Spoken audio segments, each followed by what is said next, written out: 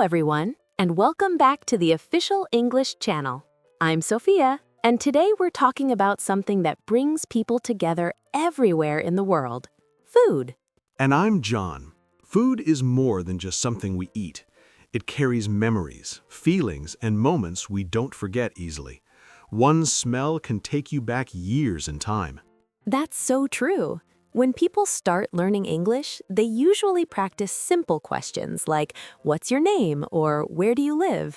But when someone asks a very common question like, "What's your favorite food?" many learners suddenly feel stuck. Yes, the idea is clear in your mind, but the words don't come out. You know what you love to eat, but English disappears for a moment. So today, we're going to fix that problem. We'll show you how to talk about your favorite food in a relaxed, natural way, not like a school answer, like a real conversation. We'll also share easy phrases, simple examples, and small stories you can use with friends, at restaurants, or while traveling. Nothing complicated, just useful English you can feel comfortable using. Let's begin with a very easy question. John, what's your favorite food? That's always a tough one, but if I have to choose, I'd say pizza. A hot slice, lots of cheese, fresh from the oven. It's hard for me to say no to that. I'm not surprised at all. You talk about pizza a lot. What kind do you like the most? I like classic pizza. Tomato sauce, mozzarella cheese, and fresh basil. Simple flavors, but they work perfectly together. That sounds delicious. For me, my favorite food is sushi. I love how fresh and light it feels. Every piece looks beautiful and it tastes clean and gentle. See how different those choices are. Pizza and sushi come from very different food cultures, and that alone can start a great conversation. Exactly. When you talk about your favorite food, always try to add a reason. The reason makes your answer sound natural and interesting. Instead of only saying, "My favorite food is pizza," you can say, "My favorite food is pizza because it's cheesy and comforting." Or, "I love sushi because it's light and makes me feel good after eating." Let's practice together. Say this out loud with us. I love pasta because it reminds me of home. Now this one.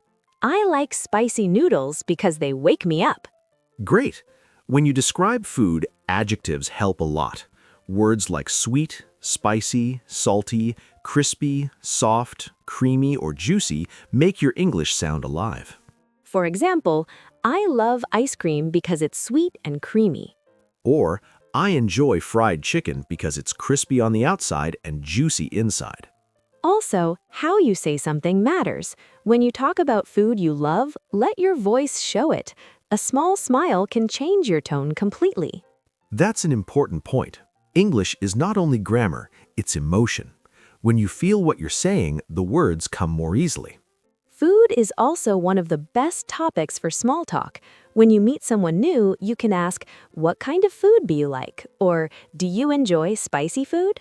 Those questions are friendly and easy. People usually like answering them because food is personal but comfortable. Let's build a short conversation you can use anytime. What's your favorite food? I really like pasta. What about you? I love sushi. It's light and tasty. That's it. Simple, natural, and real. Now let's make it a little better by adding a memory. For example, I love pizza because my dad used to make it on weekends. When you add a story, your English becomes personal. People connect with feelings more than perfect words. Now let's teach some very useful everyday phrases. One great phrase is, "I'm a big fan of." You can say, "I'm a big fan of Italian food," or "I'm a big fan of street food." Another common one is, "I can't live without." I can't live without coffee. I can't live without chocolate. And here's a fun one people use a lot. I'm craving. I'm craving noodles right now. It means you really want to eat something. Let's practice together. Say these sentences. I'm a big fan of pasta. I can't live without tea. I'm craving ice cream. Excellent. You already sound more natural. John, have you ever tried a food you really didn't like? Yes, I once tried durian when I was traveling in Thailand. The smell was very strong. I had the same experience. The smell shocked me, but the taste wasn't as bad as I expected. I respect people who love it, but it wasn't for me. And that sentence is perfect English. Instead of saying, I hate it, you can say, it's not really my thing. That sounds polite and friendly. Let's share a few gentle ways to talk about food you don't enjoy. You can say, I'm not a big fan of spicy food. Or, it's not really my thing. Or, I don't usually eat fast food. These phrases help you sound kind and confident at the same time. Food conversations should feel warm, like sharing comfort, not arguing. Speaking of comfort, one of my favorite feelings is the smell of soup on a rainy day. For me, it's the sound of oil in a pan when I cook eggs in the morning. It feels calm and peaceful. That shows something important. Talking about food isn't only about taste. Yes, you can describe smell, sound, and feeling too. The soup smells amazing. The bread feels warm and soft. The noodles taste rich and spicy. These sensory words help listeners imagine the moment. Let's pause for a moment. Think about your favorite food. Try saying one sentence out loud using I love or I'm a big fan of. Speaking English is like cooking. The more you practice, the better the result becomes. I love that idea. Now let's move into another real-life situation, eating at a restaurant. Many learners feel nervous when a waiter asks, "Are you ready to order?" But the answer can be very simple. You can start with, "Yes, I'd like," or "Can I have?" Yes, I'd like a bowl of noodles, please. Can I have the chicken salad? Always remember to say please. It makes your English sound polite and confident. If you want to change something, you can say, can I have it without onions? Or could you make it less spicy, please? Let's imagine a short restaurant conversation. I'll be the customer. And I'll be the waiter. Good evening. Good evening. Are you ready to order? Yes, I'd like the grilled chicken, please. Would you like anything on the side? Yes, mashed potatoes, please. Anything to drink? Just water, thank you. Perfect. Your order will be ready soon. See how smooth that sounds? Clear and friendly is more important than perfect grammar. Language is for connection, not perfection. Let's practice ordering phrases together. I'd like a coffee, please. Can I have a sandwich? I'll take the pasta. Great job. Keep that confidence. Sometimes the food isn't what we expected. How can we talk about that politely? You can say, "Excuse me, this is a bit too salty for me." Or, could I have it a little warmer, please? Instead of saying something is wrong, you can say, "I think there's a small mistake." Polite language keeps the situation calm and respectful. Now let's talk about eating at someone's home. Before you eat, you can say, it smells great, or everything looks delicious. After tasting, you can say, "This is amazing," or "I love the flavor." And always remember to say, thank you for the meal. It shows appreciation. Food is often connected to comfort and memory. My comfort food is warm rice with a fried egg. It's simple, but it makes me feel peaceful. For me, it's chicken soup. My mother made it when I was sick, so it feels like home. When you share these stories in English, people understand you on a deeper level. Food carries stories, and stories make your English powerful. Let's continue building that power as we move forward. Let's keep going by giving everyone more simple sentences they can use to connect food with memories. For example, I love pancakes because my grandfather made them every Sunday. Or, spaghetti reminds me of my trip to Italy. Short sentences, but full of feeling. You can also say, hot chocolate makes me feel like a kid again. These kinds of sentences help people see your world. Now let's focus on describing food in a clear and natural way. We're going to share some very useful words that native speakers use all the time. One helpful word is savory. It means rich in flavor, but not sweet. You can say, I like savory snacks, like fries. Another word is tender. It means soft and easy to chew. For example, the meat is tender and juicy. Crunchy is also common. It describes the sound when you bite something hard. I enjoy crunchy cookies. Flavorful means full of taste. You can say, this soup is flavorful and comforting. Spicy describes food with strong heat. That curry is very spicy. Fresh means recently made or natural. This salad tastes fresh. And rich means strong and heavy in flavor. That chocolate cake is rich. Let's say all of them together slowly.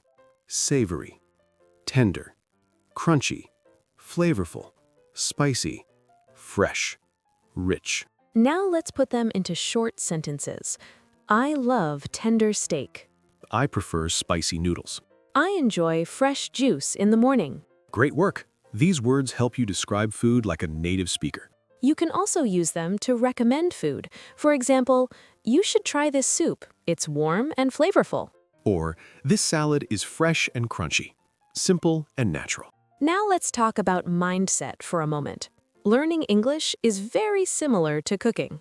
The first time, something might go wrong. The second time, it's better. And with practice, it becomes easier and more enjoyable. Mistakes are part of learning. Every mistake helps you improve. If you say a word wrong, don't stop. Keep going. Confidence grows with use. Take a moment and think about one food that reminds you of home. Say it out loud in English. Now let's move into something fun. Idioms related to food. Idioms are expressions that don't mean exactly what the words say, but native speakers use them often. Here's an easy one. Piece of cake. It means something is very easy. For example, that test was a piece of cake. Another one is spill the beans. It means to share a secret. You might say, come on, spill the beans. What happened? Here's a calm one. Cool as a cucumber. It means someone stays calm under pressure. For example, she stayed cool as a cucumber during the presentation. Another phrase is big cheese. It means an important person. You can say, he's the big cheese at the company. And here's one more. Have a lot on your plate. It means you are very busy. For example, I can't go out tonight. I have a lot on my plate. Let's repeat them together. Piece of cake. Spill the beans. Cool as a cucumber. Big cheese. Have a lot on your plate. When you use idioms, your English sounds more natural and expressive. They help you show personality, not just vocabulary. Now let's talk about food and culture. Food changes from place to place, and every culture treats meals differently. When I traveled to Japan, people said a phrase before eating to show respect and gratitude. In some countries, meals are long and slow. People talk, laugh, and enjoy each other's company. Food brings people together without needing many words. And English helps you share those experiences with others around the world. Here are a few polite phrases you can use when eating with others. Everything looks delicious. After eating, you can say, thank you, it was wonderful. If you're full but want to be polite, you can say, I'm full, thank you, it was really good. Politeness and tone are often more important than long sentences. Food also teaches us gratitude.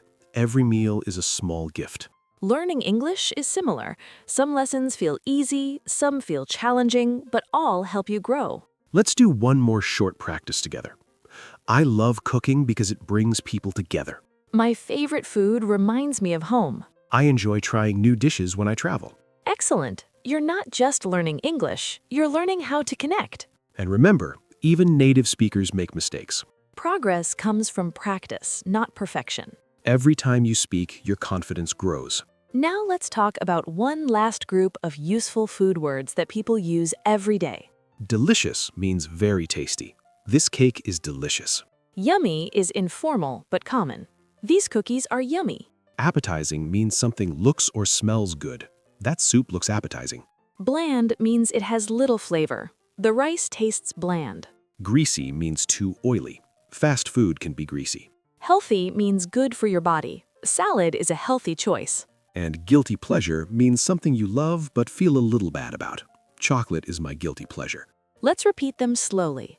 Delicious, yummy, appetizing, bland, greasy, healthy, guilty pleasure. Great pronunciation. Think about how much you've learned today. You can talk about your favorite food, share memories, order politely, and describe flavors with confidence. Most importantly, you learned how to speak with feeling. Because English without emotion is like food without flavor. Before we finish, here's a small challenge for you. Write one sentence about your favorite food in English. Use this pattern. My favorite food is because, Say it out loud first, then write it. Even one sentence is progress. Keep practicing, keep speaking. And keep adding flavor to your English every day. Thank you for learning with us. We'll see you next time. Until then, stay curious, stay kind, and keep your words warm. Goodbye, everyone.